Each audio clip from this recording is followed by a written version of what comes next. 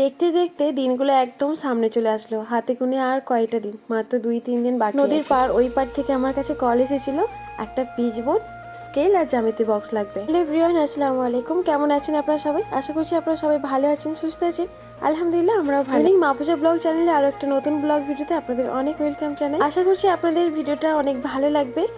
আর ভালো লাগা থেকে একটি লাইক, একটি কমেন্ট করতে একদমই ভুলবেন না। যারা নতুন বন্ধুরা আমার ভিডিওটা দেখছেন, অবশ্যই একটি সাবস্ক্রাইব করে পাশে থাকবেন। আর সাবস্ক্রাইব করার সাথে সাথে বেল আইকনটাকে অন করে রাখবেন, যাতে করে আমার ভিডিও দেওয়ার সাথে সাথে নোটিফিকেশন অন হয়ে যায় আর আপনারা আপনাদের সময় মতো করে ভিডিওটা দেখে নিতে পারেন। জোর করে নদীর ওই পার যাওয়া হচ্ছে। হ্যাঁ, ওই পার বলতে হোস্টেল থেকে ফোন এসেছিল, মা আমার জন্য একটা পিচ বোর্ড, স্কেল আর আমার জন্য আরও একটা জ্যামিতি বক্স লাগবে। যেটা আগে ছিল সেটা পুরানো মতো হয়ে গেছে আর অনেক কিছু লেখা হয়ে গেছে, যার ফলে কিন্তু স্কুলে অ্যালাউ নাও হতে পারে, বা রুম যে গার্ড পড়বে উনি হয়তো অনেক কমপ্লেন করতে পারে। সেই জন্য ভাবলাম নতুন একটা কিনে দেওয়া যাক। আর আপনাদের দাদাভাই দেখলাম সেদিনই ঘরে আছে, তাই ভাবলাম চলো দুজনে মিলে ওই পারে ঘুরেও আসি, বাবুটাকে দেখে আসি। সামনে এই এক্সাম তো, আর মাঝখানে তো যেতে পারবো না, পরীক্ষার জন্য ব্যস্ত থাকবে। আর গার্জেন এই সময়টা পরীক্ষার সময় বেশি না যাওয়াটাই ভালো। যাওয়ার সময় এই ভিডিওটা শ্যুট করেছিলাম। নদীর ওই পাড়ের ভিডিওগুলো আপনারা বেশ পছন্দ করেন, আমার সুন্দর সুন্দর কমেন্টও আসে আপনারা যখন এই নদীর ওই পাড়ের ভিডিওগুলো করি আপনাদের সাথে, প্রতিটা বারেই করি। তবে হ্যাঁ, এটা হচ্ছে বিকল্প রাস্তা। এটার জন্য আরও একটা রাস্তা আছে, যেটা হচ্ছে হাইওয়ে যেতে একটু সময় লাগে। আর এখানেও কিন্তু সময় লাগে তখনই যখন সময় মতো পৌঁছাতে না পারলেও, যখন দেখবো নৌকা ছেড়ে নদীর মাঝখানে আছে, তখন ওই টিপে ফেলে আবার সবগুলোকে নামিয়ে দিয়ে আবারগুলোকে ওখানে টাইট করে আসতে বেশ সময় লেগে যায়, তখন বেশ লেট হয়। আর এখনই আমাদের একদম ভালো কপাল, নৌকাটা সেই সবে পাড়ে আসছে আর আমরাও পৌঁছে গেছি। অনেক অল্প সময়ে ওই পাড়ে কিন্তু পৌঁছে গেলাম। নদী পার হওয়াটা সেরকম আমার হ্যাবিট ছিল না, তবে এখান থেকে হোস্টেলে বাবুকে ভর্তি হয়ে যাওয়ার পর এখন বেশ সাহস হয়ে গেছে। প্রথম ওকে বেশ ভয় লাগতো, আর গাড়িগুলোকে ভালো করে শক্ত করে ধরে থাকতাম। এখন দেখি নিজেই আগে গাড়ি না ধরেও ক্যামেরা করতে পারছি। আগে ক্যামেরা করতে পারতাম না, আগে নিজে ধরবো না ক্যামেরা ধরবো, এরকম একটা পরিস্থিতি হলো। যাই হোক, এই যে আপনাদের দাদাভাইয়ের গাড়িটা এবার করে দিল, এবারে সোজা চলে যাব, একদম অল্প সময়ের মধ্যে হোস্টেলে পৌঁছে যাব।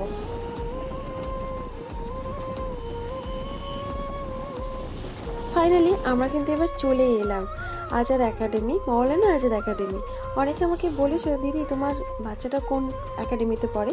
এই হচ্ছে একাডেমি। আর এখানে একটা জিনিস লক্ষ্য করেছেন, যখন আমি রবিবারের দিনকে করি তখন কিন্তু একদম গাড়ি চারিদিকে থাকে। আর আজকে যখন আমি আপনাদের সাথে ভিডিওটা শ্যুট করছি, দেখুন মাত্র আমাদের একটা গাড়ি, যেহেতু এটা অফ টাইম। আর হোস্টেলের চারিদিকে এত সুন্দর সুন্দর ফুল গাছ লাগিয়েছে, তাই আপনাদের সাথে একটু ভিডিও করে। হোস্টেলের ভেতরে ঢুকে কিন্তু কোনো ভিডিও শ্যুট করতে পারছি না, যেহেতু অফ সিজন বা স্যারেরা থাকে, গার্ডেরা থাকে, তো আমি ওই ভেতরে ঢুকে আর ক্যামেরা শ্যুটই করি না। বাড়ি ফিরে এসে কিছু রান্না বাকি ছিল, আজকে করেছিলাম গোটা রান্না, তবে সেটা আপনাদের সাথে ভিডিও শ্যুট শেয়ার করব। আপনারা অবশ্যই ভিডিওটা শেষ পর্যন্ত দেখবেন, ভালো লাগবে। গোটা রান্না মানে একটা নতুন একটা রেসিপি, সব কিছু গোটা গোটা থাকবে, ছোট ছোট টুকরো টুকরো করবো না। আর খেতে এত দুর্দান্ত, আপনারা অবশ্যই বাড়িতে ট্রাই করুন। এই রেসিপিটা কিভাবে রান্না করলাম শেষ পর্যন্ত না দেখলে একদমই বুঝতে পারবেন না। এখন যেহেতু আপনাদের সাথে ভয়েস ওভার দিচ্ছি, বিশ্বাস করেন এইরকম করে একবার বাড়িতে ট্রাই করেন, আমি বলছি আপনারা আঙুল চেটে খাবেন, আপনার ফ্যামিলির সবাই খুশি হয়ে যাবে। আবার নেক্সট আরও একবার রান্না করার জন্য আপনাদেরকে উৎসাহ জানাবেই। চলুন কথা না বাড়িয়ে কিভাবে রান্নাটা করলাম গোটা রান্না, সেটা আপনাদের সাথে শেয়ার করব। তার সাথে এবার দেবো সব রকম সবজি যেগুলো আমার হাতের সামনে পেয়েছি। এটা হচ্ছে বিম কড়াই, এই যে বিম কড়াই আমি পেছনটাও ফেলে নিয়েছি, মুখটাও ফেলে নিয়েছি, এদিকে গোটা রান্না করবো যেহেতু। এক এক করে আমি সবগুলো সবজি ধুয়ে নিচ্ছি। এবারে মটরশুঁটি সেম ভাবেই পেছনটা আর মুখটা কেটে নিয়েছি, এগুলো কিন্তু আমি ধুয়ে নিলাম।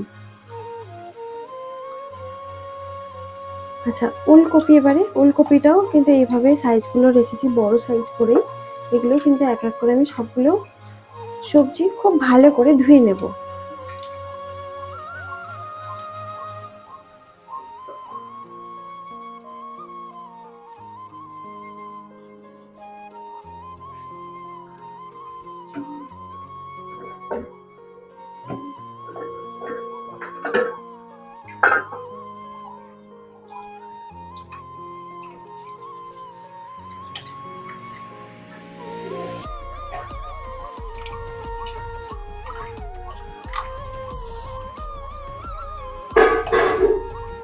চলুন, আমার এতগুলো সবজি আমার প্রায় কাটা হয়ে গেছে। ঠিক আছে, সব কিন্তু গোটা গোটা সাইজে রেখেছি।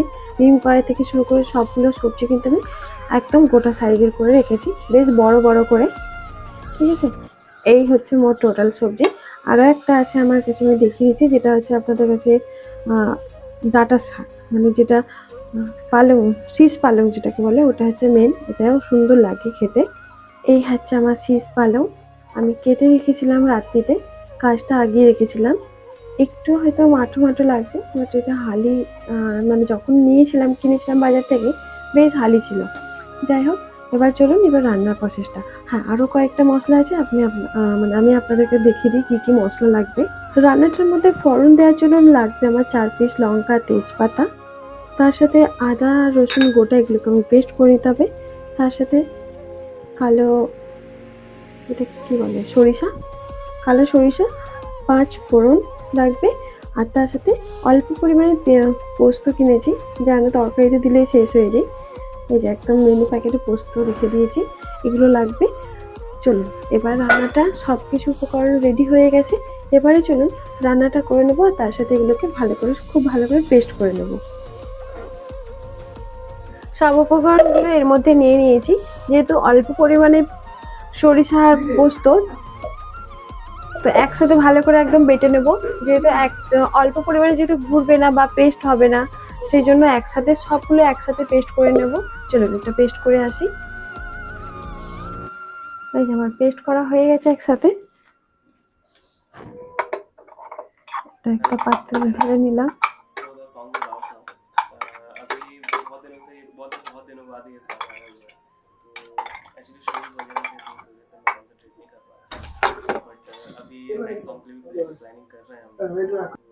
এবারে চলুন গ্যাসটাকে বসিয়ে রান্নাটা বসিয়ে দেওয়া যাক।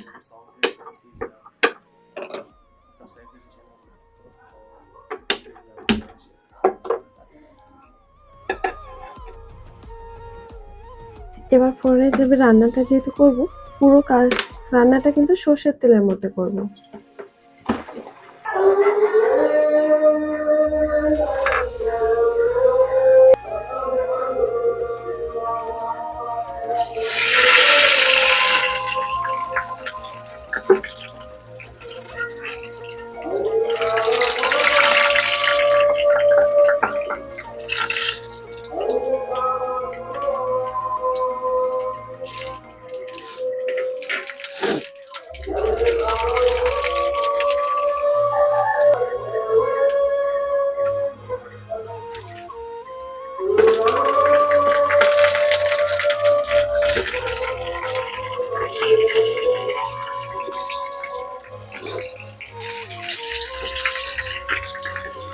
আলুগুলোকে সুন্দর করে ভেজে নেব।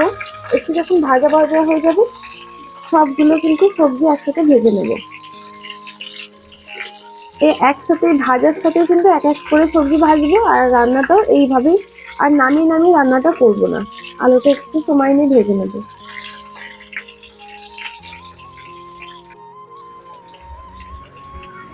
ভাজার সময় আলুটা অল্প পরিমাণে একটু লবণ আর নুন দিয়ে একটু ভেজে নেব, তাতে কালারের, মানে আলুর কালারটা সুন্দরভাবে আসে।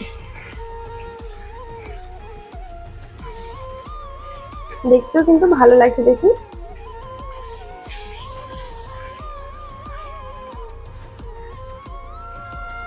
কালারটা দেখতে পাচ্ছেন, ভাজা ভাজা হয়ে গেছে। এবার এক এক করে আমি সব সবজি দিয়ে নেব। দেব শিম, বিন কড়াই, সরি এটা হচ্ছে মটরশুঁটি, মটরশুঁটি দিয়ে নেব। সব বিন কড়াই দিয়ে নেব, ভেজে নেব আগে ভালো করে, এই তেলেতেই ভেজে নেব সবগুলো।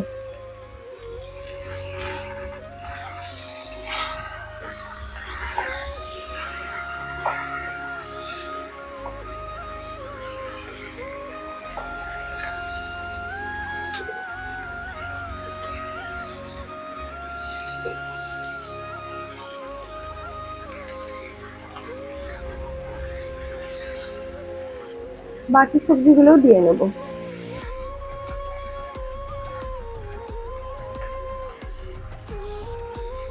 বেগুনটা এখন দেবো না, পরে দেবো। আর টমেটোও এখন দেবো না, পরে দেবো। এগুলো খুব ভালো করে তেলেতে নেড়ে নেব।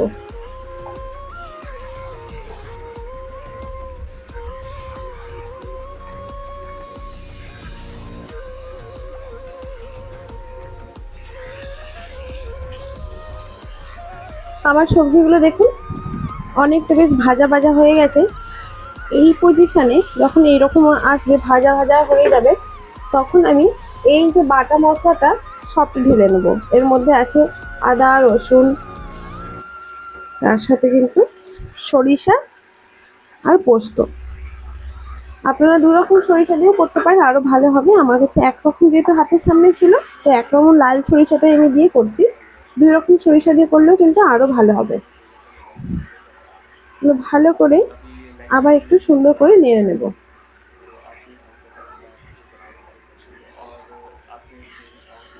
আর এখনো পর্যন্ত কিন্তু আমি এর মধ্যে কোনো পরিমাণে একটু অল্প পরিমাণেও জল দিই না। তবে আমি এটা ঢেকে ঢেকে যেহেতু ভাজবো, অনেক ক্ষেত্রে কি হয়, ঢেকে ঢেকে ভাজলে সেই জিনিসগুলো কিন্তু সেদ্ধ হয়ে আছে, 50%ও সেদ্ধ হয়ে আছে। ঢেকে ঢেকে ভেজে নেব। এই যে ঢাকনা দিয়ে দিলাম, আবারও ঢাকনা খুলে কিন্তু আরেকটু নেড়ে দেব, কারণ ভেতরে ধরে যাওয়ার সম্ভাবনা থাকে। আমার জায়গাটা একটু ছোট হয়ে গেছে, বড় নিলে ভালো হতো। তবে কিন্তু সবজিগুলো যখন একটু সেদ্ধ নরম হয়ে যাবে, ওগুলো এমনিতেই কমে যাবে। এই পজিশনে এখনো পর্যন্ত আমি একটু পানি দিই না। তবে আমার যে মশলা ধোয়া যে এই যে এটা ছিল, মশলা দিয়ে যে পানিটা ছিল বা জলটা ছিল, তো এখানে এই পানিটা অল্প পরিমাণে এখন একটু দেব, যাতে মশলাগুলো নিচে চুয়ে যাচ্ছে বা ধরে যাচ্ছে।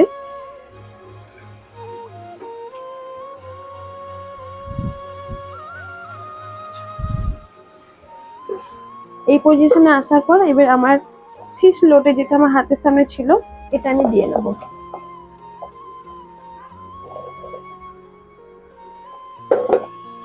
দিয়ে আবারও ভালো করে কিন্তু কষে নেব।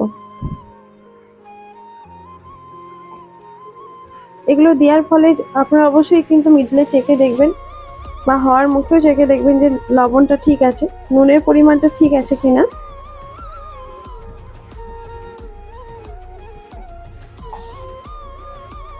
জায়গাটা আমার বেশ ছোট হয়ে গেছে, একটু বড় জায়গা নিলে হয়তো ভালো হতো। তবুও সবজি অনেকটা নেমে যাবে।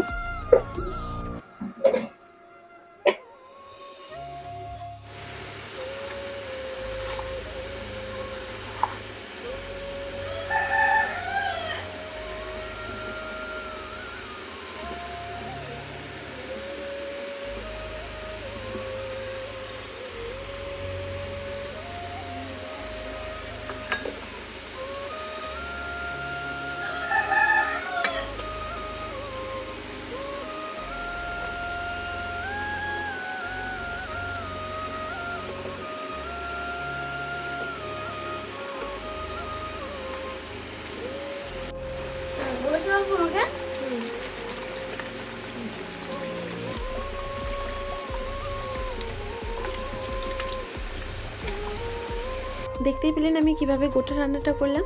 এই রান্নাটা আমার কমপ্লিট করতে প্রায় 30 মিনিটের মতো লেগে গিয়েছিল। আর গোটা রান্না এত টেস্টি হয়, আপনারা একবার খেলে ভুলতে পারবেন না। যাই হোক, এখানে আপনাদের কাছে ভিডিওটা শেষ করলাম। আপনারা সবাই ভালো থাকবেন, সুস্থ থাকবেন।